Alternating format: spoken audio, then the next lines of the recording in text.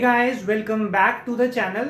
तो आज हम क्लास 12th के लिए नया बैच स्टार्ट कर रहे हैं। क्लास 12th के कुछ बच्चे अब मेरे पास मैसेज कर रहे थे, सर हम कब स्टार्ट करें। देखो बेटा, कोविड का कुछ नहीं पता चल रहा कब तक हमें ऑप्शंस मिलेंगे कोचिंग इंस्टीट्यूट को शुरू करने के लिए। तो हम उसके लिए ऑप्शन यही है कि अब ऑनलाइन थोड़ा थोड़ा शुरू करते हैं। तो हम पहले क्लास 12th की अकाउंट स्टार्ट करते हैं। क्लास 12th की जो अकाउंट्स है वो 3 बुक्स में डिवाइड है। 11th के कंपैरिजन में 12th की अकाउंट्स का सिलेबस बहुत ज्यादा है और कॉन्सेप्ट्स तो बहुत ही ज्यादा है। मुश्किल नहीं बोल रहा हूं, आसान है, बट आराम आराम से साथ साथ करते रहना बेटा। मैं आपको इसके सिलेबस का एक ओवरव्यू दे रहा हूं, फिर स्टार्ट भी करेंगे थोड़ा सा टॉपिक। पहली बुक है हमारे पास, उसमें 2 पार्ट में है। पहला चैप्टर है एनपीओ और उसके बाद 7 चैप्टर्स हैं पार्टनरशिप के। इन टोटल इस बुक में 8 चैप्टर्स हैं। और मैं आपको इसकी वेटेज बताऊं तो पूरी बुक की वेटेज 35 मार्क्स की है, जिसमें 10 मार्क्स का एनपीओ और 25 मार्क्स के आपके बचे हुए चैप्टर, जो 7 चैप्टर्स है। कंपनी अकाउंट्स, इसमें हमारे पास सिर्फ 3 चैप्टर्स हैं जो 25 या 20 to 25 के बीच में रेंज करते हैं। कभी 20 मार्क्स के आते हैं, कभी 25 मार्क्स के। तो जो 5 नंबर एक्स्ट्रा है वो इधर एडजस्ट हो जाते हैं। तो मैं अभी ऑन एन एवरेज 25 मार्क्स लेके चल रहा हूं इस बुक के। और एक हमारे पास है फाइनेंशियल स्टेटमेंट वाली बुक। इसमें हमारे पास इन टोटल 5 चैप्टर्स हैं। ये बुक है हमारे पास 20 मार्क्स की। तो ये टोटल करके हमारे पास आता है 80 मार्क्स टोटल, ठीक है। और 20 मार्क्स का हमारा होता है बोर्ड का प्रैक्टिकल। ऐसे बनते हैं हमारे अकाउंट्स में 100 मार्क्स, ठीक है। तो ये था एक ओवरव्यू कि हमारा जो सिलेबस है वो कैसे डिवाइडेड है। आज हम स्टार्ट करेंगे ऑब्वियसली पार्टनरशिप को। सबसे पहले पार्टनरशिप करना थोड़ा सा हमारे लिए बेनिफिशियल हो जाएगा बेटा। पार्टनरशिप का इंट्रोडक्शन दे रहा हूं आपको। इंट्रोडक्शन में क्या है सब जानते हैं। पार्टनरशिप का मतलब क्या होता है, हम सब ने 11th में पढ़ा है बिजनेस स्टडीज में। Partnership means when 2 or more person agrees to share the profit of the business carried on by all or any one of them acting for all। Sir ये क्या था बेटा, ये डेफिनेशन है। आप क्या जानते हैं, पार्टनरशिप वो बिजनेस जब 2 या 2 से ज्यादा लोग मिलके बिजनेस करें, उसको हम क्या बोलते हैं, पार्टनरशिप। अब ये जो पार्टनरशिप है हमने ये पढ़नी है कि पार्टनरशिप में अकाउंटिंग कैसे होती है। आपने 11th में जो अकाउंटिंग सीखी थी ना बेटा, वो सोल प्रोप्राइटर बिजनेस की थी, यानी कि कोई अकेला बिजनेस कर रहा है। अगर फर्म है तो वो बिजनेस करे तो उसकी अकाउंटिंग कैसे होगी वो हम इस बुक में सीखेंगे। अब बच्चे कहते हैं सर एनपीओ, बेटा एनपीओ करेंगे बट थोड़ा सा बाद में। रीजन बीइंग कि ये कोशिश करी जाएगी कि इसको फिजिकली पढ़ाया जाए, फिर भी लास्ट में अगर नहीं कोई मौका मिला तो एनपीओ भी ऑनलाइन कर लेंगे हम। स्टार्ट करते हैं। पार्टनरशिप का मीनिंग मैंने आपको बताया, जब 2 या 2 से ज्यादा लोग मिलके बिजनेस करें उसको आप पार्टनरशिप बोलते हैं। आप सब जानते हैं इसका मतलब। अब मुझे एक थियोरी का जो इंपॉर्टेंट क्वेश्चन आता है पेपर में, वो क्या है, who can not be a partner in a partnership firm. कौन पार्टनर नहीं बन सकता पार्टनरशिप फर्म में। 3 लोग पार्टनर नहीं बन सकते बेटा, ध्यान से सुनेंगे। सबसे पहला अ माइनर। माइनर कौन होता है, less than 18 years of age, जिसकी होती है 18 साल से कम का बंदा पार्टनर नहीं बन सकता। Number 2, a person of unsound mind, यानी कि ऐसा पर्सन जिसका दिमाग प्रॉपरली वर्क नहीं करता, वो भी पार्टनरशिप फर्म में पार्टनर नहीं बन सकता। तीसरा, a person disqualified by any court, जिसको किसी भी कोर्ट ने मना कर दिया कि आप पार्टनर नहीं बन सकते, वो पार्टनरशिप फर्म में पार्टनर नहीं बन पाएगा। ठीक है बेटा, समझ आ गई बात, राइट। इंपॉर्टेंट है, कर लेना। इसके बाद थियोरिटिकली कुछ बातें बुक में लिखी हुई हैं कि पार्टनरशिप फर्म में फीचर्स क्या क्या होते हैं। देखो फीचर बहुत इजी है, हमने 11th में भी पढ़े थे, मैं ओरली समझा देता हूं, आप सिर्फ पॉइंट को मेमोराइज कर लेना। पहला कि उसमें 2 और मोर पर्सन होते हैं। क्यों? क्योंकि सिंगल पर्सन तो सोल प्रोप्राइटर हो जाएगा ना, पहली बात। दूसरा, उनके बीच में एग्रीमेंट होना जरूरी है। एग्रीमेंट मतलब कि जिसमें टर्म्स और कंडीशन लिखी जाए, किसको कितना प्रॉफिट मिलेगा, कितनी सैलरी होगी, कितनी कमीशन होगी, सब। उस एग्रीमेंट को हम क्या बोलते थे? याद करो, 11th में पढ़ा है, partnership deed. Yes, partnership deed होना जरूरी है। 2 पॉइंट हो गए। पहला 2 और मोर पर्सन, दूसरा एग्रीमेंट, तीसरा उनके बीच में प्रॉफिट शेयरिंग रेशियो डिसाइडेड होना जरूरी है कि किसको कितना प्रॉफिट मिलेगा, जिससे कि कोई डिस्प्यूट ना हो। फोर्थ, उनके बीच में जो बिजनेस हो ना, that should be a legal और लॉफुल बिजनेस, यानी कि इलीगल बिजनेस की पार्टनरशिप अलाउ नहीं की जाएगी। तो ये 4 बातें आप याद रख लेना, ठीक है बेटा। इसके बाद अगला क्वेश्चन आपको बुक में जो थियोरेटिकली मिलेगा वो क्या है कि एक पार्टनर के पास क्या क्या राइट्स होते हैं। जब कोई पार्टनर पार्टनरशिप फर्म में बनता है, पार्टनर कोई भी पर्सन, आप सपोज मेरी पार्टनरशिप फर्म है और मैं आपको पार्टनर बनाना चाहता हूं, या आप पार्टनर है मेरे साथ। अब आप बताएं, एज अ पार्टनर आपको क्या क्या राइट्स मिलने चाहिए, क्या क्या हक होने चाहिए आपके। क्या आप पार्टनरशिप फर्म के बिजनेस में इंटरफेयर कर पाएंगे? जी। क्यों? क्योंकि आप पार्टनर है। क्या आप डिसीजन ले पाएंगे? जरूर लेंगे। क्या आप प्रॉफिट में हिस्से की डिमांड करेंगे? फॉर श्योर करेंगे, आप पार्टनर है ना। क्या किसी नए पार्टनर को एडमिट करने से पहले आपसे पूछना चाहिए या नहीं पूछना चाहिए? हमेशा पूछना चाहिए, सारे पार्टनर से पूछना चाहिए। सही बात है ना।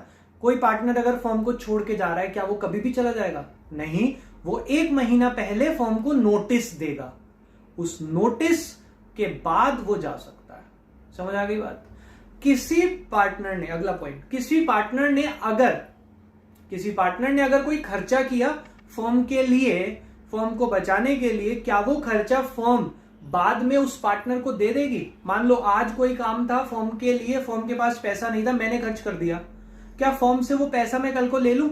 जी, वो रिएम्बर्स हो जाएगा। ठीक है। लास्ट पॉइंट, अगर किसी पार्टनर ने, सपोज आप भी पार्टनर है, मैं भी पार्टनर, आपने फर्म को लोन दिया हुआ है, आपने फर्म को क्या दिया हुआ है? लोन। अब उस लोन पे आपको इंटरेस्ट मिलना चाहिए या नहीं? मिलना चाहिए। कितना? जितना आप कहेंगे उतना? नहीं। देखो, उसके लिए जो रूल है वो बाद में बताऊंगा। यहां क्या लिखा है राइट्स में कि आपको लोन पे इंटरेस्ट तो मिलेगा, बट कितना? 6% पर एनम के रेट से, राइट। तो ये कुछ राइट्स हैं जो वहां लिखे हैं थियोरेटिकली, तो आप इसे पढ़ लेना बेटा। थियोरेटिकली पेपर में क्वेश्चंस आ जाते हैं, अब एमसीक्यूज का भी ट्रेंड है, तो ये बातें आपको याद रखनी पड़ेंगी, इनकी समरी बना लेना। आगे चलते हैं हम। अगला टॉपिक जो मैं आपको करा रहा हूं, that is the partnership deed. चलो 1 मिनट, आपको इसकी फोटो क्लिक करनी है, करो। मैं इसको रब कर रहा हूं क्योंकि मुझे थोड़ा सा स्पेस चाहिए। चलो बेटा देखो, मैं टॉपिक करा रहा हूं आपको पार्टनरशिप डीड। ध्यान से समझेंगे सब। पार्टनरशिप डीड मैंने आपको अभी बताया क्या होता है। इट इज एन एग्रीमेंट, या इसमें लिखी जाती है टर्म्स एंड कंडीशन। ध्यान से सुनना, ये पार्टनरशिप डीड में कुछ टर्म्स और कंडीशन लिखी हैं। बच्चे कहते हैं सर ये टर्म्स और कंडीशन ऐसी क्यों है? बहुत ध्यान से सुनेंगे बेटा। जब ये कॉन्सेप्ट पार्टनरशिप का एग्जिस्टेंस में आया होगा, कब आया एग्जिस्टेंस में? 1932 में। मुझे कैसे पता? क्योंकि वहां पे एक एक्ट बना था, इंडियन पार्टनरशिप एक्ट 1932। एक्ट क्या होता है? पहले तो एक्ट होता है बेटा जहां पे किसी भी चीज के रूल्स एंड रेगुलेशन लिखे जाते हैं। तो पार्टनरशिप के रूल्स एंड रेगुलेशन लिखे हैं पार्टनरशिप एक्ट 1932 में। ध्यान से सुनना, उस एक्ट में पार्टनरशिप डीड के बारे में भी कुछ लिखा है। क्यों लिखा है? ध्यान से सुनेंगे, इस बात को समझेंगे। 1932 से पहले जब कोई पार्टनरशिप करता था तो पार्टनरशिप का मतलब नहीं पता था लोगों को। पार्टनरशिप में क्या होना चाहिए ये नहीं पता था लोगों को। लोगों ने क्या सुना, क्या समझा कि भाई हमारा बिजनेस है, हम 2-3 लोग मिलके कर लेते हैं, मिलके करेंगे ना तो आसानी हो जाएगी। क्यों? क्योंकि पैसा भी बांट लेंगे, प्रॉफिट भी बांट लेंगे, कोई बात नहीं, मिलके बड़ा बिजनेस कर लेते हैं, ऐसी सोच। अब शुरू तो कर लिया, थोड़े दिन बाद क्या हुआ? एक कहता है कि मुझे सैलरी ज्यादा चाहिए, मैं मेहनत ज्यादा करता हूं, एक कहता है मेरे को लोन पे इंटरेस्ट चाहिए, झगड़े होने शुरू हो गए। अब झगड़ा होगा तो क्या होगा, कोर्ट में जाएगा केस। अब कोर्ट ने देखा कि ये क्या हो रहा है, ये बिजनेस कम झगड़े ज्यादा हो रहे हैं, तो कोर्ट ने क्या कहा, देखो बेटा ध्यान से सुनना।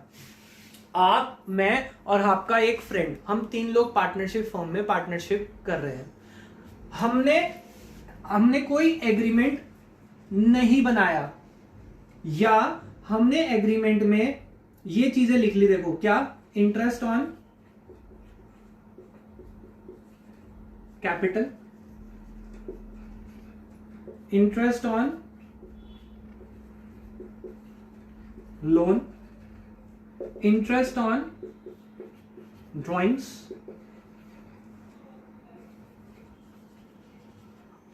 सैलरी ऑब्लिक कमीशन और प्रॉफिट शेयरिंग रेशियो। ध्यान से सुनेंगे बेटा, आपका, मेरा और आपका एक फ्रेंड है, हम 3 लोग पार्टनरशिप फर्म में पार्टनर बन रहे हैं। हमने पैसा लगा लिया अपनी मर्जी से, हमारा बिजनेस हमारा पैसा। मैं कितना इंटरेस्ट ऑन कैपिटल दूं आपको या मुझे या आपके फ्रेंड को, ये गवर्नमेंट बताएगी या हमारा डिसीजन होना चाहिए, सोच के बताना। पैसा हमारा, बिजनेस हमारा, तो डिसीजन भी हमारा ही होगा। गवर्नमेंट इंटरफेयर कर सकती है, मतलब ही नहीं है सर। हम किसी को कितना भी इंटरेस्ट ऑन कैपिटल दे, किसी को भी लोन दे, किसको सैलरी दे, किसकी ज्यादा सैलरी होगी, तो हम सब डिसाइड करेंगे ना, हमारा पैसा हमारा बिजनेस, गवर्नमेंट इंटरफेयर नहीं कर सकती। प्रॉफिट शेयरिंग रेशियो, भाई मैं और मेरा भाई बिजनेस कर रहे हैं, मैंने कहा कि भैया सारा आप ले लो प्रॉफिट, गवर्नमेंट कुछ कह सकती है मुझे? नहीं, मेरा बिजनेस, मेरा भाई, मेरा रिलेशन, मैं देखूंगा ना, गवर्नमेंट को क्या मतलब है। गवर्नमेंट ने ये पार्टनरशिप डीड का कॉन्सेप्ट क्यों लेके आया फिर?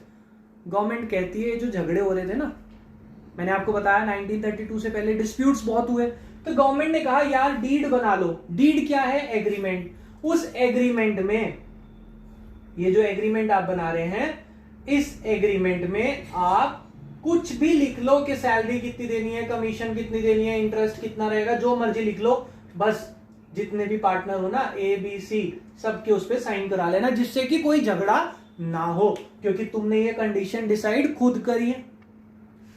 अब क्या हो रहा है, हम, बेटा देखो सिंपल सी बात है, हम इंडियंस हैं, इतनी जल्दी तो मानेंगे नहीं, सरकार ने कह दिया हम मान ले, ऐसे कैसे सर? हमारा बिजनेस, हम जो मर्जी करें। सरकार ने कहा भाई जो मर्जी करो, कोई दिक्कत नहीं है, बस डिस्प्यूट्स लेके कोर्ट में मत आना। अब क्या होता है, हम इंडियंस हैं, हम पार्टनरशिप डीड तो नहीं बनाएंगे और झगड़ा भी करेंगे, तो कोर्ट ने क्या कहा, प्यार से कह दिया था कुछ भी लिख लो। देखो ये रूल अभी भी है कि आप कुछ भी लिख लो, कोई प्रॉब्लम नहीं है, बस एग्रीमेंट कर लेना जिससे झगड़ा ना हो।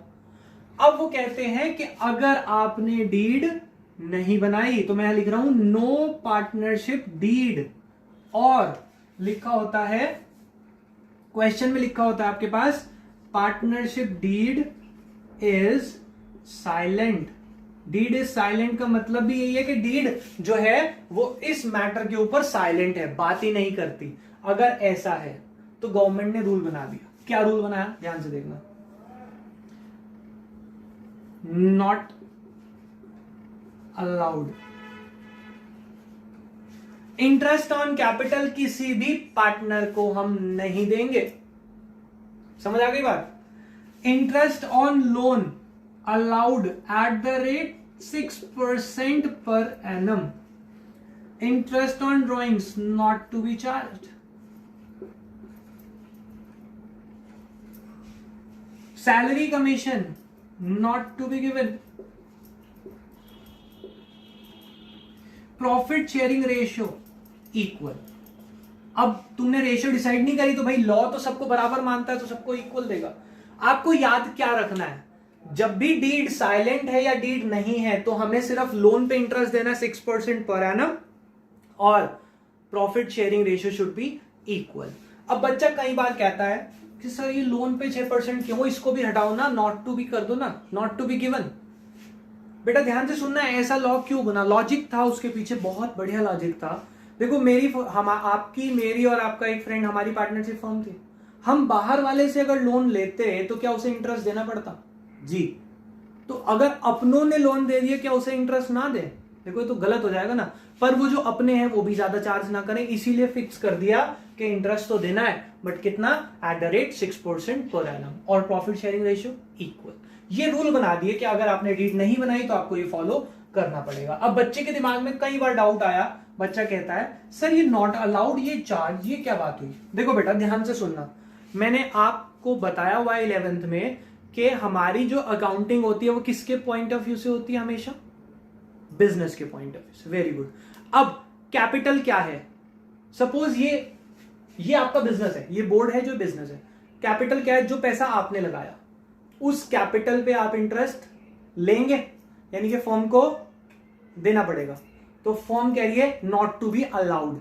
अब ड्राइंग्स क्या होती है, वो पैसा जो आप फर्म में से निकाल के ले गए, वो आप पर्सनल यूज के लिए लेके गए ना, तभी तो ड्राइंग बोला। अब आप उस पर इंटरेस्ट देंगे तो फर्म को तो मिलेगा ना। हमारी अकाउंटिंग किसके हिसाब से होती है, फर्म के हिसाब से, फर्म को मिलेगा। तो फर्म कह रही है नॉट टू बी चार्ज, मैं चार्ज नहीं करूंगी और ना ही इंटरेस्ट ऑन कैपिटल दूंगी, ना ही सैलरी कमीशन दूंगी। नॉट टू बी अलाउड और गिवन। समझ आ गई बात। तो इसके ऊपर बेस हमारे पास क्वेश्चन आता है, वो जो 1 मार्क के क्वेश्चन है। आप जब कोई भी बुक खोलेंगे स्टार्टिंग में 5 to 6 question and illustrations are based on this concept जो आज हमने कवर किया। इस कॉन्सेप्ट पे न्यूमेरिकल पेपर में भी आता है, बुक में भी है। चैप्टर जब आप खोलेंगे तो बुक का चैप्टर नंबर 2 है इंट्रोडक्शन टू पार्टनरशिप, उसका बेसिक मैंने थ्योरी कवर कराई और एक न्यूमेरिकल पोर्शन का थोड़ा सा पार्ट कवर कराया। आप इसको कवर करें, बाकी करेंगे नेक्स्ट क्लास में। अभी के लिए बाय बाय।